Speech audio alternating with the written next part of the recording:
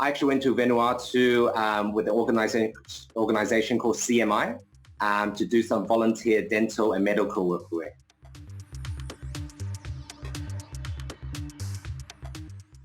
I collaborated with a couple of medical doctors, pharmacists, and physiotherapists, acupuncturists, nurses, and we went to some remote places in Vanuatu, set up like a medical base camp there, and just got the local villages and schools to come. We would screen them, and then we would see, we try and treat pain and infection there.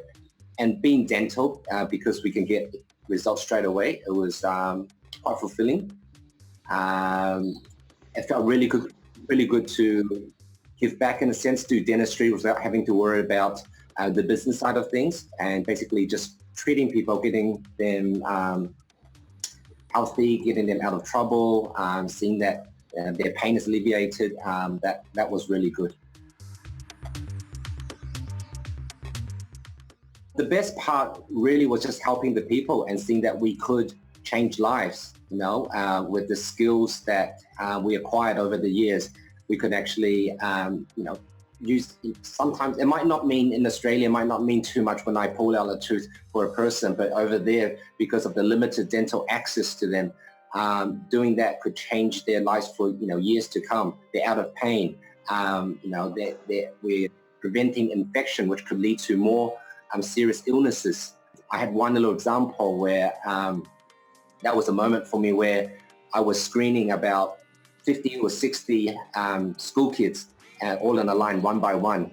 And while I was doing that, this little 3-year-old, really cute, dark 3-year-old boy with curly hair, he just came up, while I was screening all these other people, all these other kids, he came up to me from the side and just hugged me from the side and just kept smiling at me and just wanted to see what I was doing. That melted my heart. That was one of the highlights. But overall, yeah, just helping people and didn't have to think about anything else. Basically, a lot of things were unexpected because the organization CMI, this was their first time going into Vanuatu. And we took some medical supplies, some anesthetics, some mask, gloves and all that things. But obviously to do dentistry, to do dental work, you needed some machinery and you needed some other, chairs to work with. And so we went in without knowing too much of what we had. Okay, so the unexpected part was not knowing what equipment we would get, okay, what kind of place we would be working at.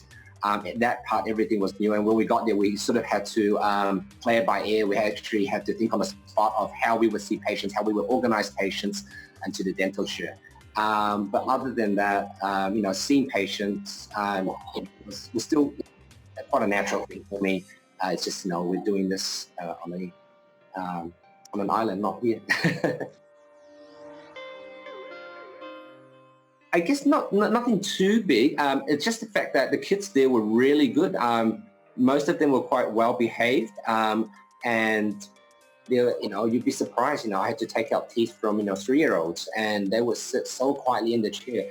You could see in their eyes they were a little bit afraid, but they basically sat there like really still, and a couple of tears, but they throughout the whole treatment, it just surprised me how good, well behaved they are. And look, the adults there were very, very, I guess because in this day and age, we have Google and everybody sort of Googles a little bit before they go to the dentist and they go, I know this and that. Whereas there, it's probably a lot more difficult in some of the places. They don't have internet access. They listen to what you say because obviously their English and French, they speak that quite fluently. So communication was not really a problem. And they really respected our decisions on what treatment they should be doing.